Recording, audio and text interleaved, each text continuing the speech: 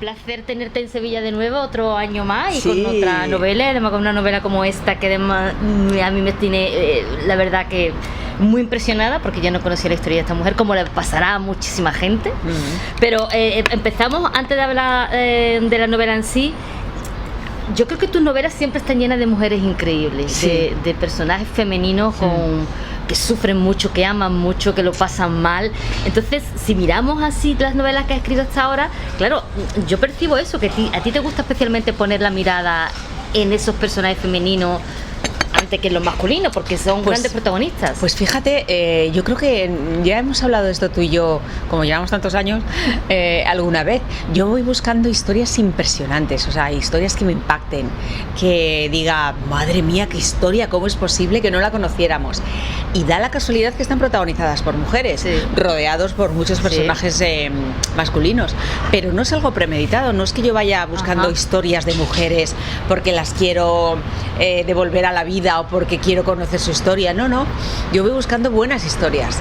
Y ha dado la casualidad que las 10 historias que he escrito, pues las 10 buenas historias que he encontrado estaban protagonizadas por mujeres, que a lo mejor por eso llaman tanto la atención, o por eso son vidas tan al límite, porque estamos acostumbrados a que nos cuenten vidas de caballeros, de señores que han hecho de todo, pero no nos han contado tantas historias protagonizadas por mujeres. Pero es verdad que en todos los libros, por supuesto que hay una protagonista principal más femenina, pero son muy corales, o sea, sin los hombres no se entendería el papel de la protagonista, bueno, y menos en el caso de la Tarnowska. Esta mujer, claro, ya hemos conocido a través de tu novela La vida de África de la Gera, de Lina Codina, que a mí me encantó aquella historia.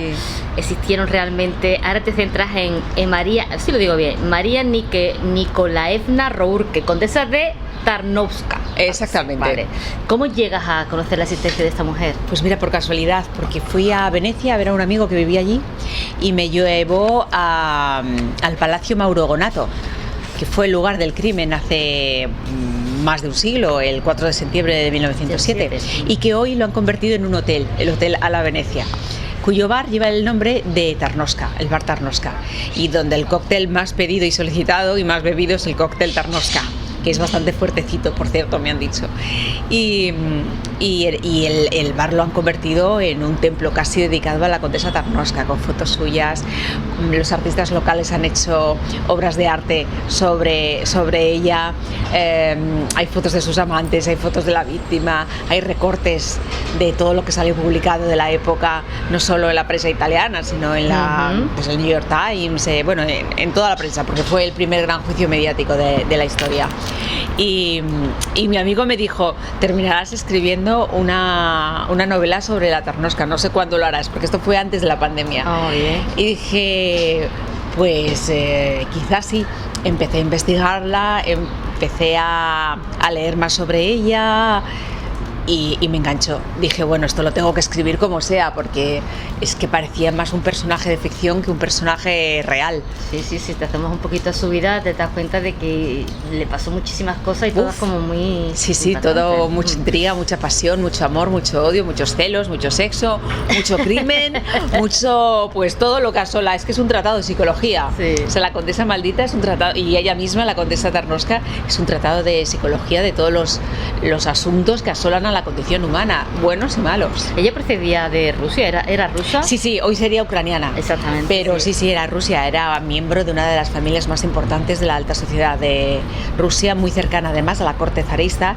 De hecho, estuvo en la coronación del zar Nicolás II, estuvo en la famosísima fiesta de disfraces que se celebró en el Palacio de Invierno en 1903 con motivo del 290 aniversario de los Romanov en el trono, que por cierto luego la saga esta de la Guerra de las Galaxias se inspiró en esa fiesta de disfraces para hacer su vestuario. O sea, imagínate cómo sería.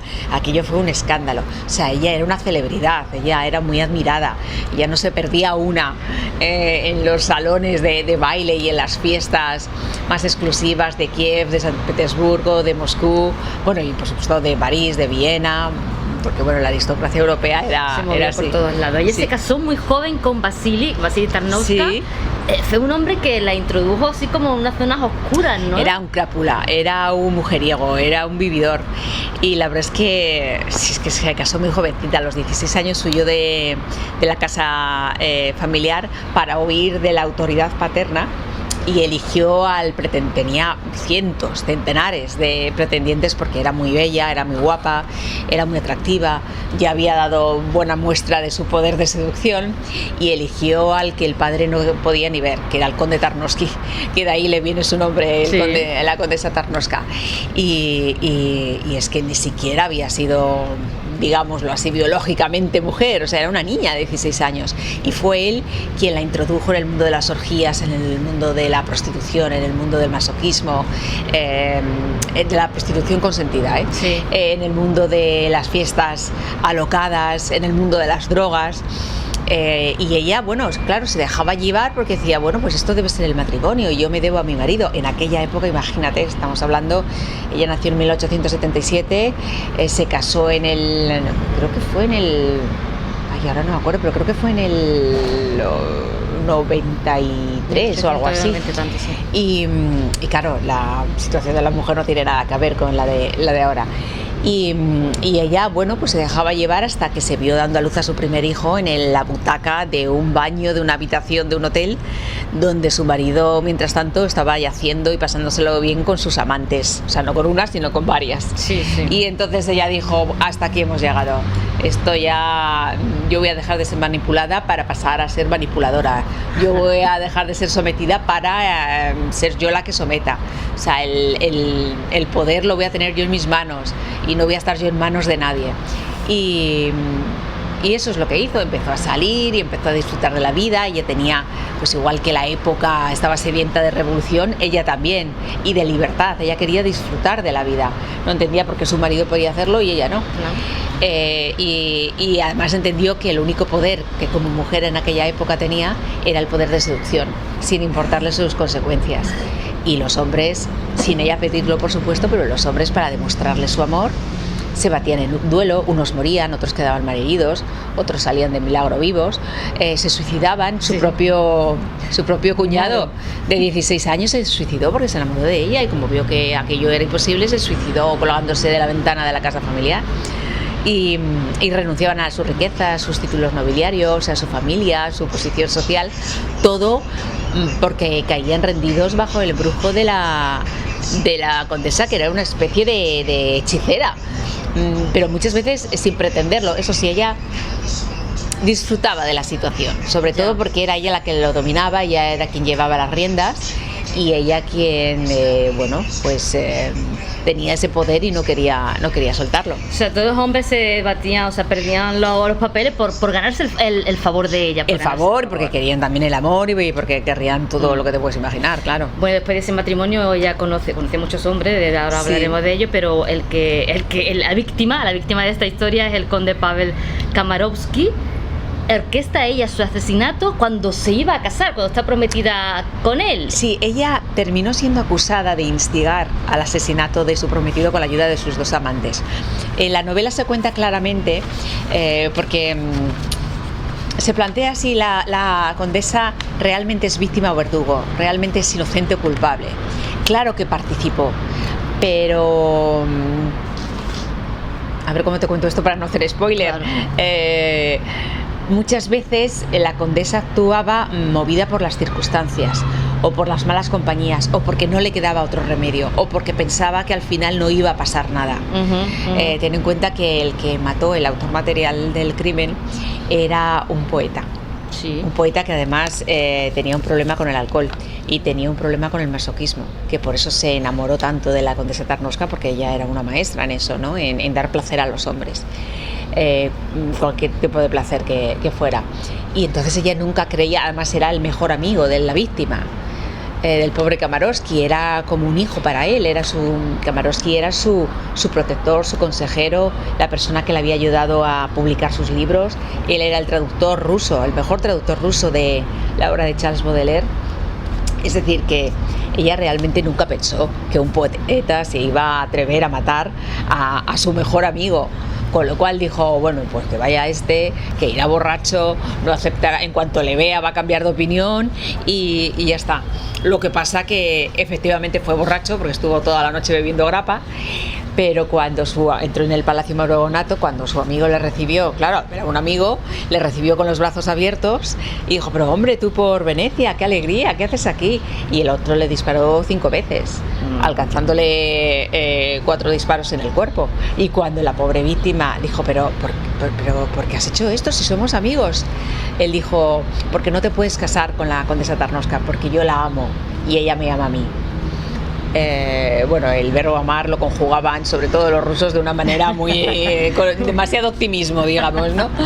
Y yo creo que eso sorprendió a la condesa mucho, porque no se esperaba que un poeta dispara con las palabras, con la pluma, pero no con un arma, ¿no? Ya. Si la violencia no la ejercían así, sino que claro que no. Bueno, fíjate tú que esta novela, sí, escuchándote hablar y por lo que sabemos de ella, amor, venganza, odio, quiero decir que esas son las grandes pasiones que siempre ha movido al ser humano. Sí, claro, y sigue moviéndolo, exactamente, exactamente igual. Porque esto sigue pasando. Con menos glamour, porque claro, estamos hablando de la sociedad brillante de la Rusia zarista, del cosmopolitismo de la Costa Azul, estamos hablando pues de la coronación de Nicolás II, de la exposición universal de París, de aquella Venecia, de los palacios, de la aristocracia europea, todo joyas, todo dinero, todo oro, todo mucha pompa exagerada, pero esto sigue pasando. Acuérdate de lo que pasó en Cataluña con el caso de la Guardia Urbana. Cierto. Vale, más cutre, más de andar por casa, más de... Pero en el fondo es lo mismo. Sí. Una femme fatal que a lo mejor han centrado demasiado, porque es verdad, siempre que ocurre esto se centra demasiado el foco sobre la mujer, porque lo mismo puede ser tan culpable pues tanto el autor material como el autor intelectual, en el caso de la condesa Tarnowska. Claro. Y sin embargo toda la prensa internacional centraba las culpas y sobre todo el foco mediático en la condesa. ¿Por qué? Porque sabía que vendía, porque era un personaje que les hacía vender periódicos, porque era su gallina de los huevos de oro, porque todo el mundo quería, o sea, la misma manera que seducía a los hombres, seducía al público, seducía a todo el mundo. De hecho, bueno, las mujeres, durante el juicio, las mujeres de Venecia empezaron a vestir y a peinarse como la condesa. O sea, no la odiaban. O sea, no la odiaban. Te quería preguntar por eso precisamente. No la odiaban, los hombres al contrario. la admiraban, pero ¿y las mujeres la admiraban también? Pues fíjate, para empezar a imitarla, su forma de vestir y un poco, ¿tú te acuerdas del fenómeno de Bonnie and Clyde? Sí. Que bueno, esos sí que eran asesinos, o sea, esos se mataron a sangre fría. Sí que es verdad, pero la gente era como, ay, Bonnie, ay, Clyde. Con ello. Claro, es la fascinación enfermiza. Entonces esta mujer tenía un magnetismo casi animal, ese poder de seducción que lo ejercía incluso cuando no era consciente. De hecho, fíjate, en el juicio eligieron a un juez de 75 años porque pensaron que ya estaba jubilado, pero lo pusieron al frente porque pensaban que, bueno, con 75 años, te hablo de 1910, que no son los 75 de ahora, que con 75 años no iba a caer rendido a sus pies. Bueno, pues según el New York Times, cayó rendido a sus pies teniendo en cuenta la sentencia. Uno de los carabineros que la escoltaban desde la prisión de la Giudecca al Tribunal Penal de Venecia fue retirado del servicio porque le fue descubierto un plan de huida para la condesa. Ella no había pedido absolutamente nada. Uno de los miembros del jurado también fue retirado porque se enamoró y le escribió no sé cuántas cartas de amor a la condesa, con la que no había cruzado una palabra, pero solo de observarla todos los días del juicio, pues él estaba en el jurado y enfrente estaba el banquillo de los acusados con la condesa allí. Es decir, que tenía algo. Levantaba pasiones y bajos instintos. Y la gente quería estar en su presencia. De hecho, muchas mujeres de la alta sociedad veneciana se disfrazaban de campesinas para poder ir como público, no ser reconocidas, ¿vale? Pero estar cerca de la Tarnowska, verla, mirarla, escucharla, a ver si, como decía la prensa, a ver si realmente era tan bella como para justificar un crimen. Como si las feas no pudieran justificar, ¿no?, un crimen. Pero bueno, estas cosas que, claro, leías en los periódicos y decías, madre mía, las cosas que escribían y cómo las escribían. Qué barbaridad. Pero sí, tenía, ya te digo, tenía algo que desbordaba todos los límites, incluso, claro, se le iba de las manos, porque ella muchas veces no era consciente. Es verdad que ella disfrutaba con la situación, ella disfrutaba siendo el centro de atención. De hecho, ella durante los 2 años y medio que pasó en prisión preventiva estudió italiano, porque sabía que así iba a llegar mejor al jurado, pues a la gente de la calle, y ella lo que quería llegar era a la gente de la calle, ¿no? A todo el mundo. Y cayeron, fíjate, al principio la prensa y también la ciudadanía, porque en aquella época la opinión publicada y la opinión pública coincidía bastante.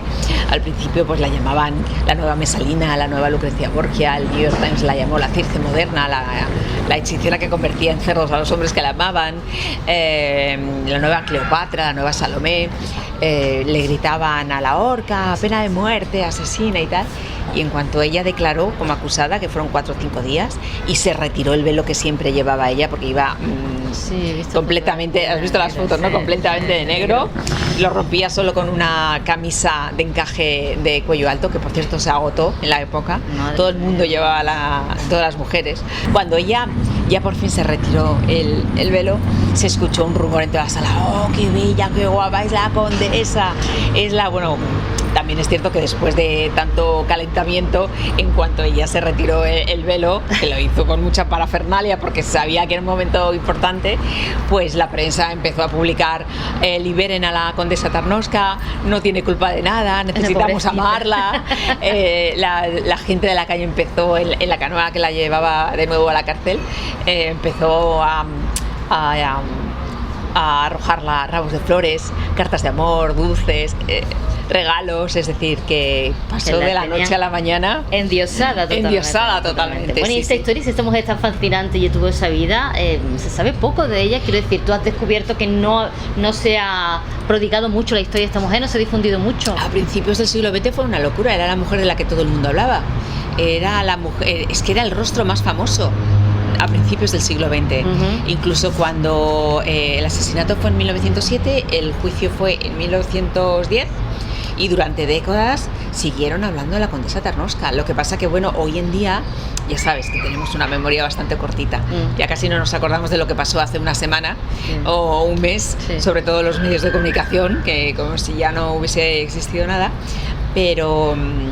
Pero es verdad, yo no la conocía, por ejemplo, pero esta mujer ocupó portadas de todos los periódicos del mundo. Sí, mira, es que esa me encantaba, por ejemplo, que la he buscado. Sí. Y es que bueno, es fascinante, pero escúchame, y mira también, la del Corriere de la Sera. Esa también la tengo por aquí, sí, ¿sabes? Esta también la tengo por aquí. En España también lo publicaron. Fascinante. En España publicaron portadas dedicadas, el ABC por ejemplo, portadas dedicadas solo a la Tarnowska y al juicio de la Tarnowska. Es decir que, bueno, claro, es que fue el primer gran juicio mediático de la historia. El New York Times lo llenaba todo, más que con fotos, con dibujos, porque en aquella época no todos la prensa tenía la posibilidad de tener la tecnología de la fotografía y optaban por el dibujo, pero fue muy conocida. Bueno, de hecho, el director de cine Luchino Visconti, cuando conoció la historia de la Tarnowska, se obsesionó. O sea, igual que todos los demás se obsesionaban con la Tarnowska, pues él se obsesionó con llevarla al cine, a la gran pantalla. Pero Mussolini se lo impidió cuando ya estaba a punto de hacerlo, porque decía que la condesa Tarnowska no era un buen ejemplo para las mujeres italianas. Pero él siguió intentándolo, escribió guiones y guiones y guiones, y después de la Guerra Mundial contrató a Romy Schneider para hacer de la condesa Tarnowska y a Marcello Mastroianni para hacer uno de los amantes. Y sin embargo murió, fíjate, pensaba llamarla Muerte en Venecia, la película. Mira, como... que luego grabó otra, claro, porque como vio que no había manera. Y yo tuve la suerte de, bueno, después de, bueno, aquello fue una historia, aquello casi es otra novela, de conseguir el guión original de Luchino Visconti y leerlo y no sé, no verlo como lo ponía él, que me encantó. Pero fíjate, Eugenia Visconti. Pues sí, pues no se fijaba, la verdad que es interesante la historia de esta mujer, que además, después del juicio, después de pasar el tiempo en prisión, sí, ella sigue su vida y o sea, siguió teniendo amantes y claro, y maridos y...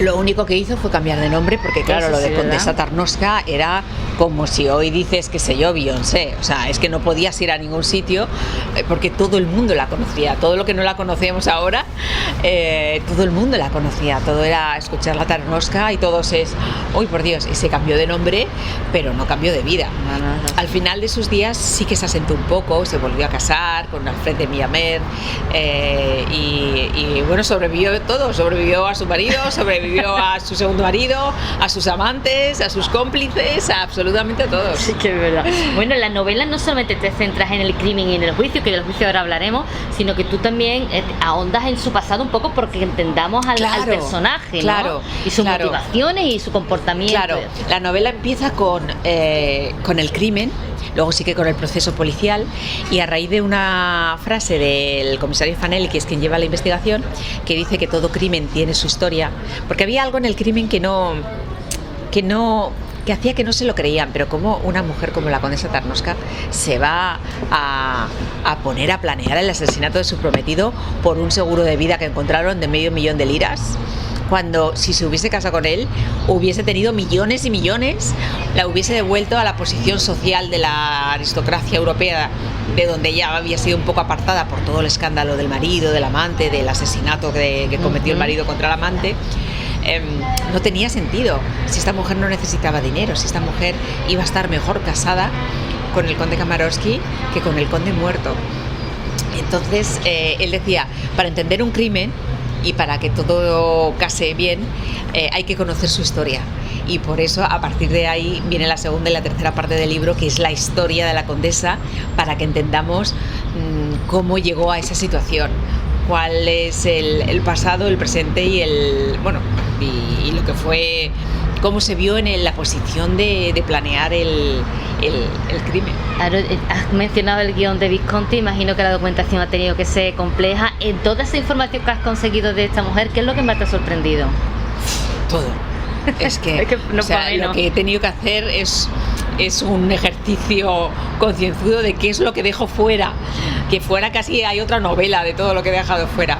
Era todo, es que esta mujer era, ya te digo, que no parecía un personaje real, parecía un personaje de ficción, que van pasando cosas y van pasando cosas, y además me ha sorprendido que ese instinto y sobre todo ese poder de seducción que tenía en la vida real se ha traspasado a las páginas de la novela, porque me dice la gente, los lectores y demás. El otro día Irene Villa me dice, estoy leyendo La condesa maldita, me da lo mismo de lo que la acusaran por la que la condenaran, yo soy del equipo Tarnowska, o sea, la amo a esta mujer, estoy muy a favor de esta mujer, a quien quiero matar es al marido Tarnowski que era un animal, que era un crápula, y tenía esa...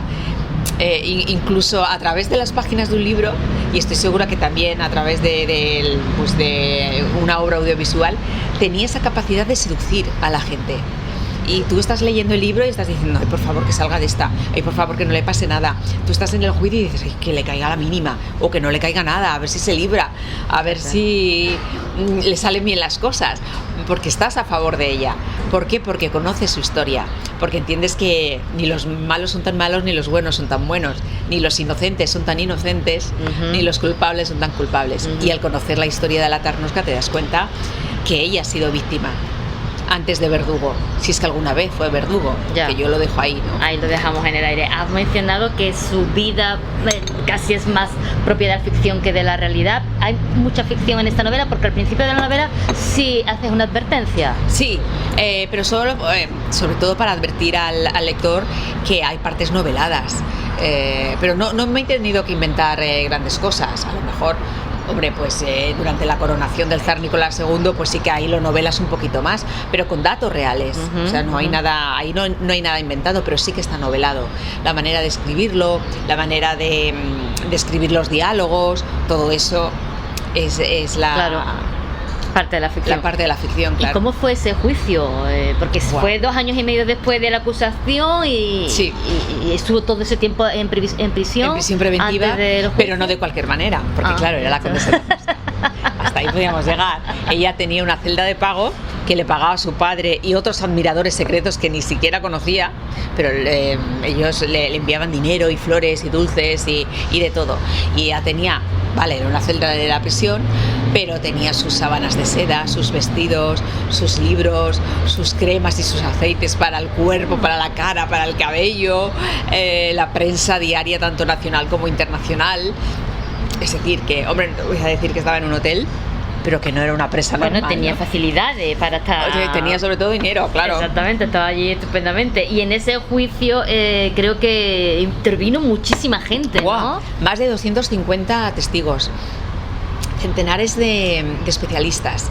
Solo a la condesa Tarnowska la examinaron 25 ginecólogos y psicólogos. Y ginecólogos porque el equipo de defensa de la Tarnowska, que se le ocurrió muy bien, desde el principio quiso presentarla como una víctima de la mente perversa de los hombres, víctima de los prejuicios de la sociedad ante una mujer guapa, seductora, independiente, con ganas de libertad, y víctima también de la salud mental, porque no solo fue el primer juicio médico de la historia, sino que fue el primer juicio donde se admitieron los preceptos del psicoanálisis freudiano y la salud mental como eximente, aparte de los atenuantes del consumo de droga y del consumo de alcohol, que eso hizo que las penas se redujeran.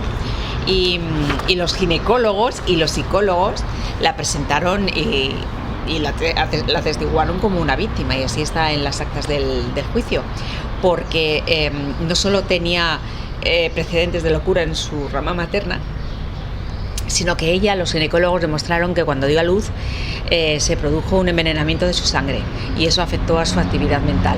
Si lo hubiesen cogido a tiempo en su momento, lo hubiesen operado en aquel momento después de dar a luz, pues no hubiese pasado nada. Pero bueno, la presentaron como una víctima, y como una víctima quedó en gran parte del proceso.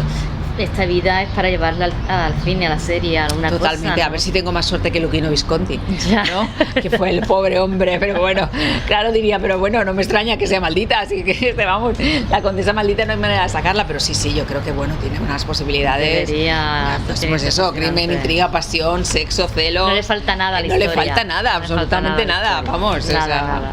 Reyes, pues un placer conversar contigo y ponerme con esta novela, que la verdad es que la historia es fascinante, y a medida que vas conociendo más de ella, es verdad que te va enganchando cada vez más. Te va enganchando la historia y te va enganchando ella. Exactamente. Dice, no sé, esta mujer ya con tanta... Exactamente. Entiendes a la doncella personal que tenía ella, Elisa Perrer, que también fue, por cierto, detenida, encarcelada y juzgada. Luego fue la única que quedó libre.